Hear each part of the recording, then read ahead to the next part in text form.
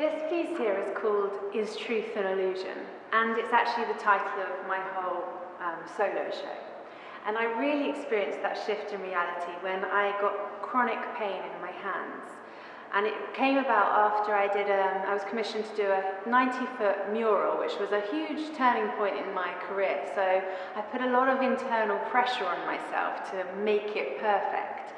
And I managed to finish the mural okay, but I had some pain.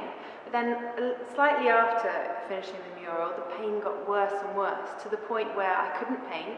I couldn't even use my phone. I had to speak to people with voice all the time, and it really hurt to even lift a kettle. I was in that much pain. And so I went to a repetitive strain injury expert, and she actually told me that I might never recover. I would have to, she suggested drugs and treatment every couple of weeks. And so, this was absolutely devastating, and it got so bad that I was sat in my studio and I looked around at my artwork and I thought, oh my God, are these really going to be the last paintings I'm ever going to make?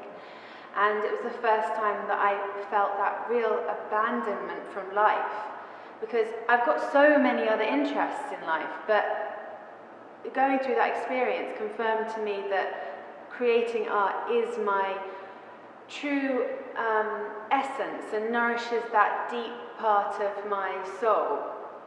But I wouldn't accept that was going to be my reality, that I wasn't going to be able to paint again.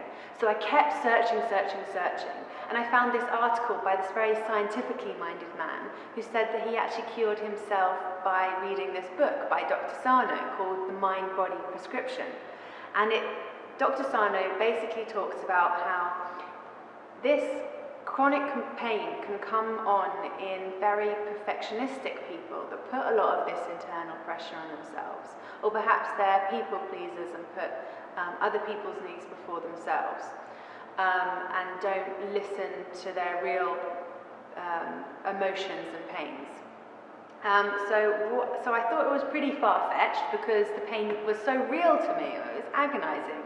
But I wanted to believe it so bad, so I did a 10-day Vipassana, which is a silent meditation where you don't talk to anyone, and you meditate for about 10 hours a day.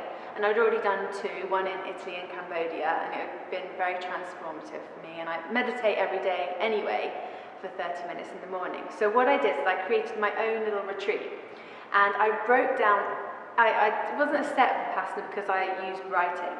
So I wrote down everything that could possibly be bothering me in my present and past life, not past life, but this life.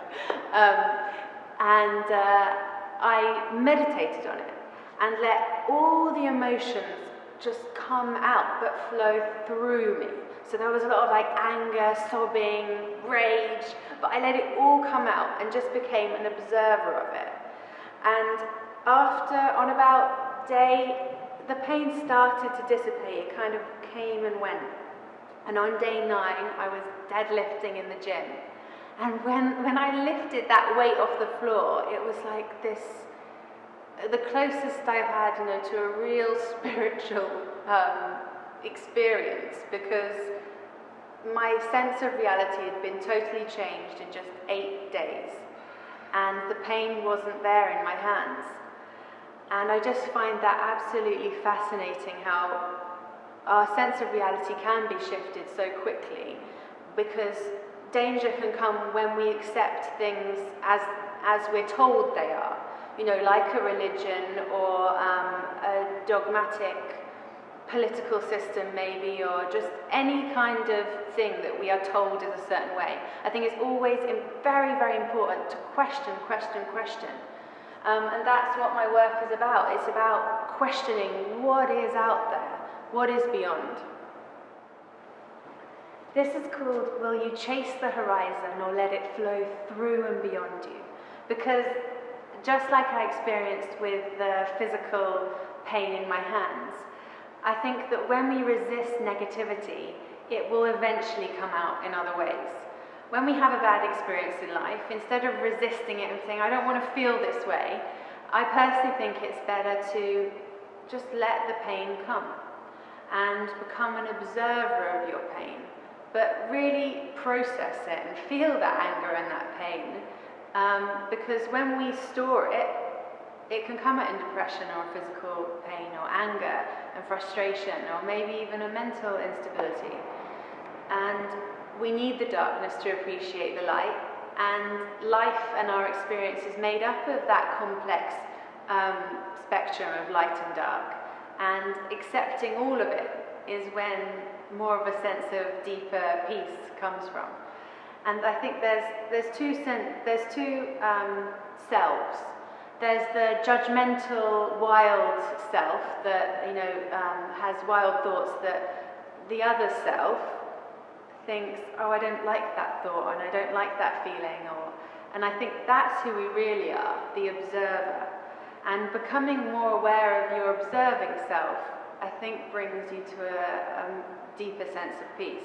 Because there'll always be bad things that happen in your life, no matter how much money you've got or how much good luck that you have. There's always going to be bad things. So I think stepping away from yourself and experience is really, really helpful. And it's what I try to do. No one's perfect. But when through meditation, I think that's when I connect to that a more observing sense of self. And through meditation and reminding myself of the observer, I think it's allowed me to open myself up more. And when you open yourself up more, I think better things can happen. You can create more of a more dynamic artwork or whatever your career path is. And I think that's why my work has become more colourful and energetic, because I've allowed that flow to happen and that creativity to spur.